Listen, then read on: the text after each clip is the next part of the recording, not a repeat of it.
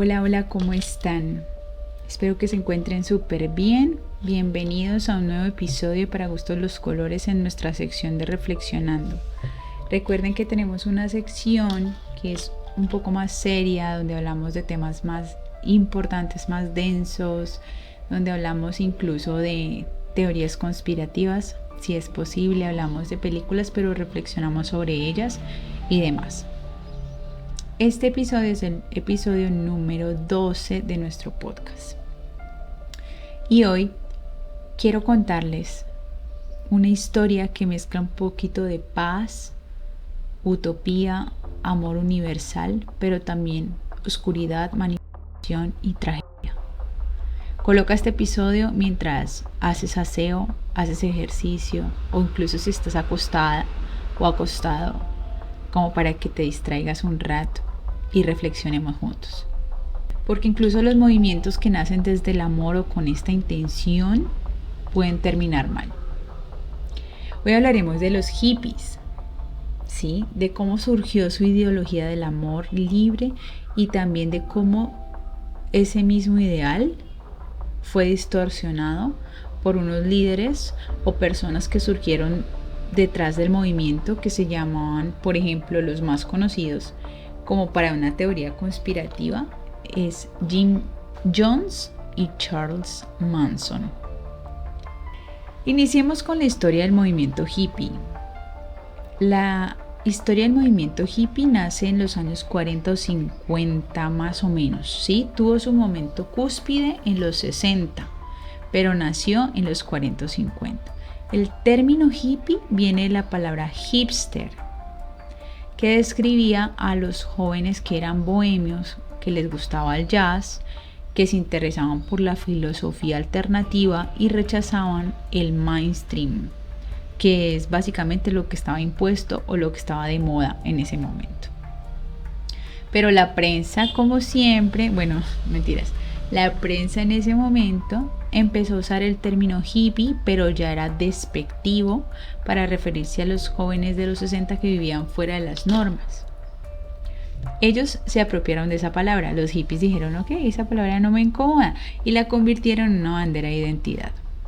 Incluso sonaba mejor que hipster. Venían de una época marcada por guerras como la de Vietnam, contra la que protestaron. Defendieron los derechos civiles, introdujeron la espiritualidad oriental en Occidente, lucharon contra el racismo, la represión, el miedo, impulsaron la conciencia ecológica. Desde ese entonces rompieron con moldes sobre el matrimonio, la sexualidad y la vida en comunidad. O sea, básicamente tenían unos ideales bonitos, armónicos, como de paz en el mundo, como que cambiemos el sistema para bien. Por eso el amor se volvió su respuesta al odio que ellos veían que había en la humanidad. Y no hablo solo del amor que es romántico, sino que es un amor universal, un amor que significaba compasión por el otro, conexión con la naturaleza y apertura a la espiritualidad en ese momento. Muchos se inspiraron en filosofías orientales como el hinduismo, el budismo, el yoga, la meditación, el vegetarianismo y en la búsqueda de la paz interior. Es como si estuviéramos viviendo esos tiempos hoy en día, ¿no? Con esta nueva espiritualidad, con esta onda del amor, con esta onda de ser compasivos, de cuidar el planeta, de ser vegetarianos. Se está como repitiendo esa parte. Pero como todo movimiento humano, también tuvo su lado oscuro, lastimosamente. El uso excesivo de drogas, porque ellos consumían una droga que se conoce como LSD, que esa droga fue creada principalmente para la depresión, pero como tenía unos efectos alucinógenos muy grandes, la gente la empezó a consumir con otros fines. El idealismo ingenuo y la idea de que el amor bastaba como para cambiar el mundo. Ojalá fuera así, ¿no? Abrieron la puerta a manipuladores que usaron ese discurso para dominar. Hoy vamos a hablar de dos: Jim Jones y Charles Manson. Jim Jones creía en la utopía, en una utopía del amor, pero al final esto se volvió una tragedia. Él era un predicador estadounidense, se fundó en 1955 el Templo del Pueblo, una iglesia que hablaba de igualdad racial, justicia social y comunidad sin discriminación. En nombre de Dios, ¿qué no hemos hecho nosotros como humanos? En un principio parecía progresista, incluso visionario, pero con los años su poder se transformó en control. Convenció a más de 900 personas de mudarse con él. Llegó a tener 2.500 en todas sus iglesias, aproximadamente 2.500 personas, seguidores de sus creencias. Pero se mudaron algunas con él a la selva de Guayana en Sudamérica, donde fundaron una comunidad llamada Jonestown, una supuesta utopía lejos del mundo corrupto, donde todos vivirían en paz, sembrarían en huertas, tendrían casas colectivas y harían trabajo comunitario. Pero la realidad fue otra. ¿Por qué? Porque iniciaron pocos.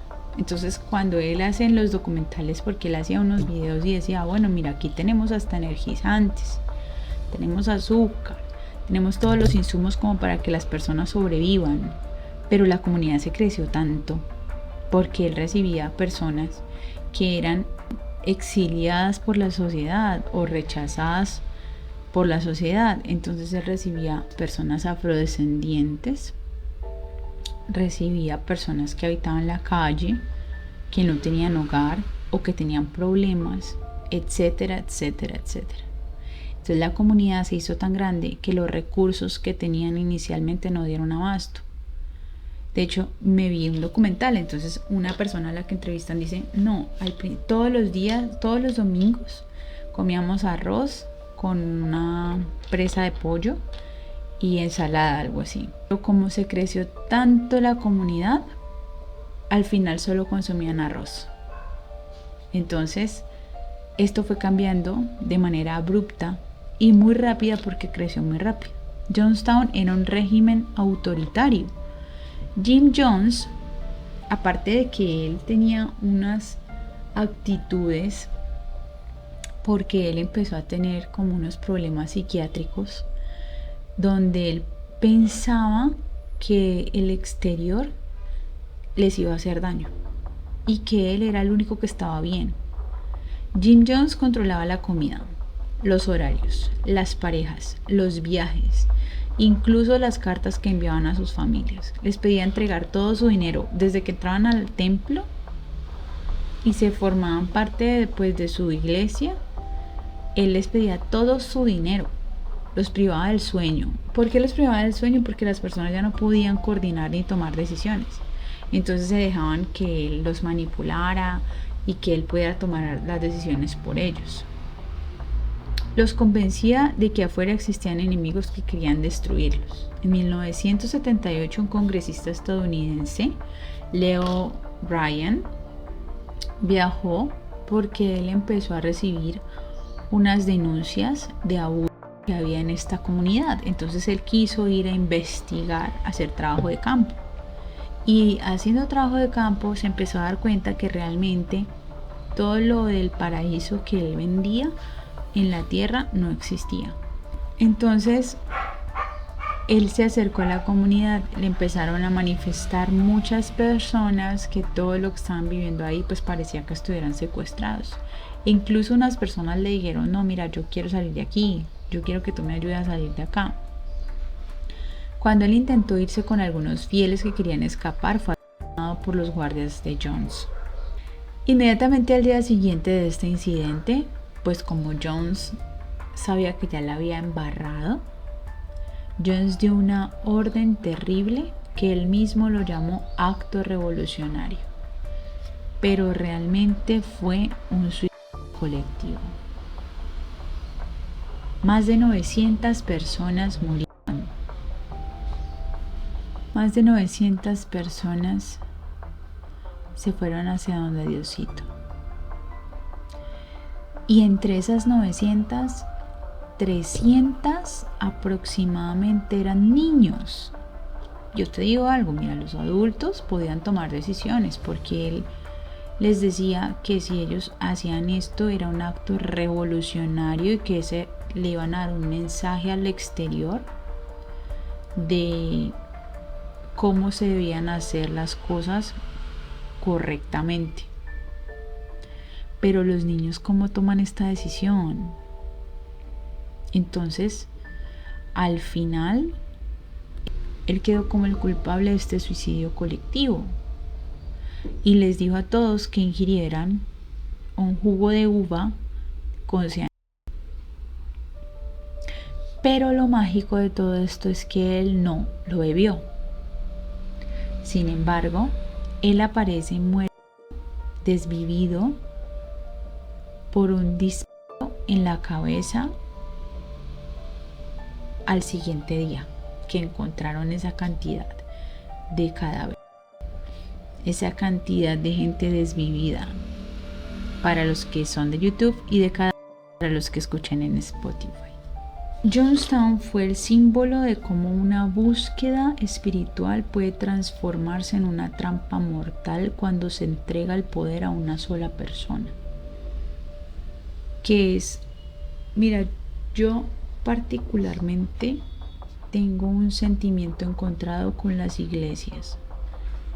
En parte me parece que son útiles para la sociedad porque inculcan valores, adoctrinan de alguna manera y de alguna manera no son tan malas a nivel de convivencia en la sociedad por los mensajes que dan de amor espiritual. Pero mis sentimientos encontrados son con las iglesias o congregaciones o lugares pues donde se congrega la gente que infunden miedo, temor, rechazo, odio implícito, porque obviamente no te van a decir odia al prójimo que está haciendo algo diferente a ti, no, pero te van a decir el que está haciendo algo diferente a ti es un pecador y tú no te debes juntar con pecadores. Entonces, cuando tú le depositas tu fe ciega a un sitio donde el amor no es realmente una bandera real y honesta y no está dentro del ADN de ese lugar, yo creo que estás en el lugar equivocado. Pero bueno, continuemos. Tenemos un segundo personaje que se destaca en la historia y de repente creo que es el más conocido. Él se llamaba Charles Manson, que era básicamente un falso profeta. Este hombre aprovechó el movimiento hippie a su favor. Él lo hizo en California. Aunque no se consideró a sí mismo como un hippie, se infiltró en el movimiento y atrajo jóvenes, especialmente mujeres que buscaban la libertad, el amor y sentido a la vida. Era un genio experto, se le consideró así, era un experto de la manipulación. Les ofrecía droga, música y un supuesto mensaje espiritual. Él quería ser cantante y se movía en círculos artísticos, incluso con músicos relacionados con los Beatles. De hecho, los Beatles eran su banda favorita del momento. Aparte, que en ese momento de los 60 los Beatles estaban en su apogeo, pues porque eran lo más top del momento en música. Entonces él era fan de ellos. Y de alguna manera una de sus canciones lo inspiraron a él formar esta unión de personas. Pero detrás de su discurso de paz y amor había muchísima manipulación, control y abuso. Manson convenció a su familia de que venía una guerra racial apocalíptica a la que él llamó Helter Skelter. Imaginen que el man pensaba, algo que es muy gracioso, el man pensaba que digamos, yo creo que en la actualidad uno no creería esto, pero uno dice eso y ¡pum! Cree. Dios nos libre de estas cosas. Pero el man pensaba que los las personas afrodescendientes, iban a gobernar el mundo y los blancos tenían que ir a vivir a una cueva en el desierto. Entonces él era digamos la familia de los blancos. Y por eso les hizo creer que debían provocar esta guerra racial apocalíptica asesinando a personas que eran influyentes.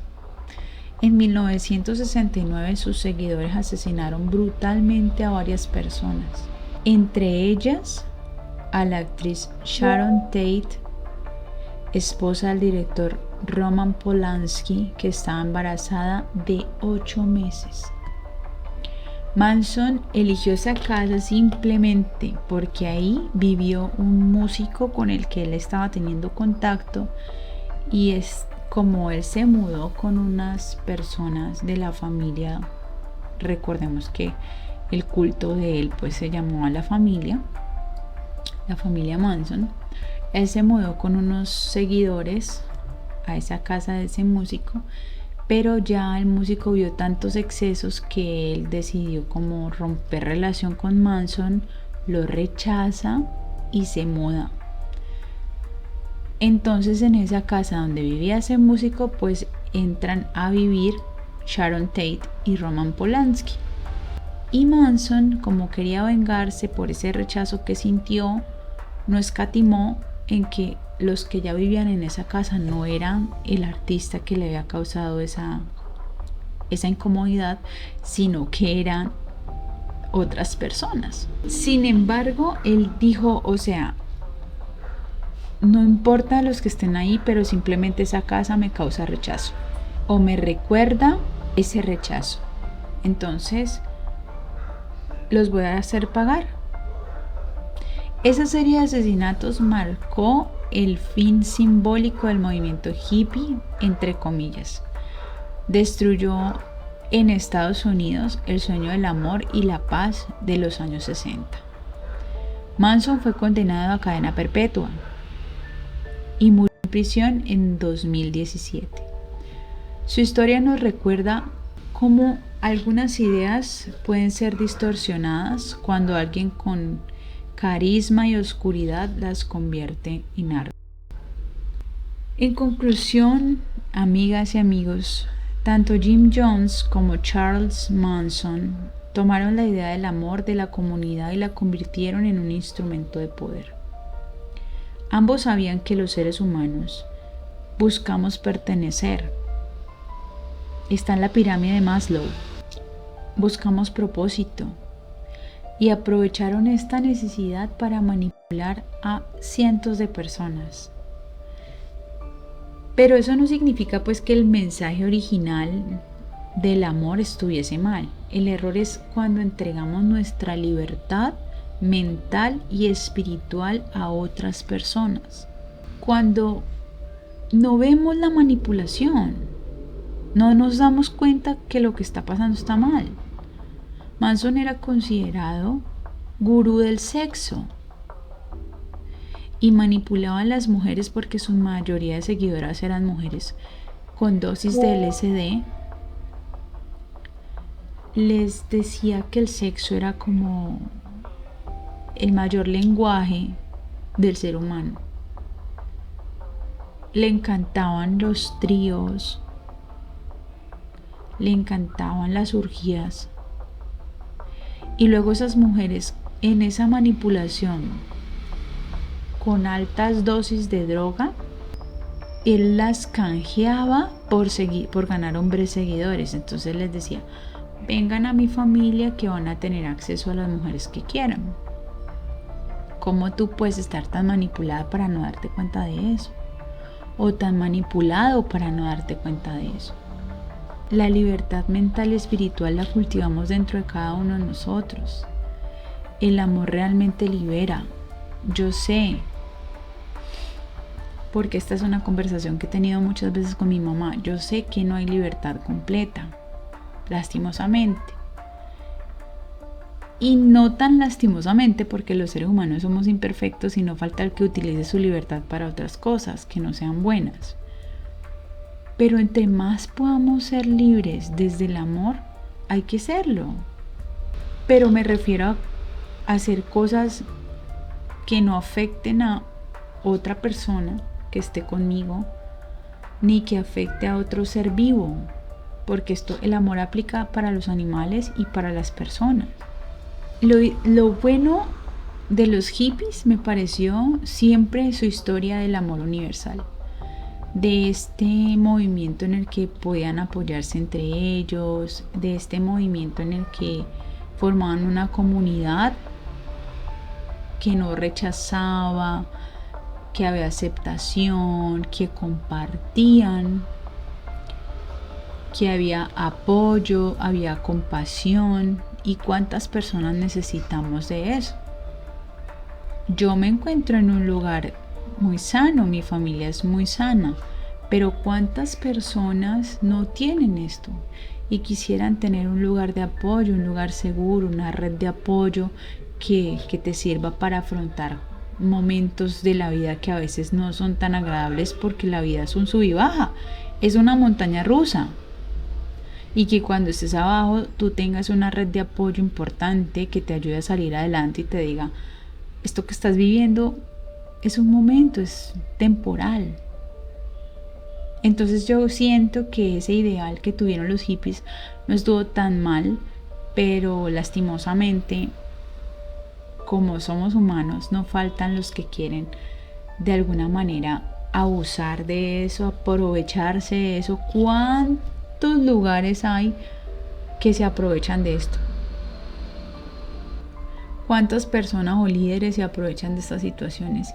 Y en estos momentos deben haber miles de personas ciegas haciendo cosas que son incorrectas, incluso para ellos. Así que aquí les dejo esta reflexión. Recuerden que este episodio sin censura lo encuentran en Spotify.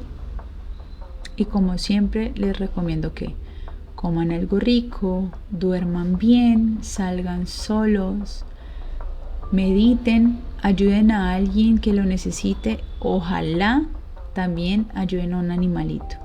Les mando un abrazo y un corazón coreano.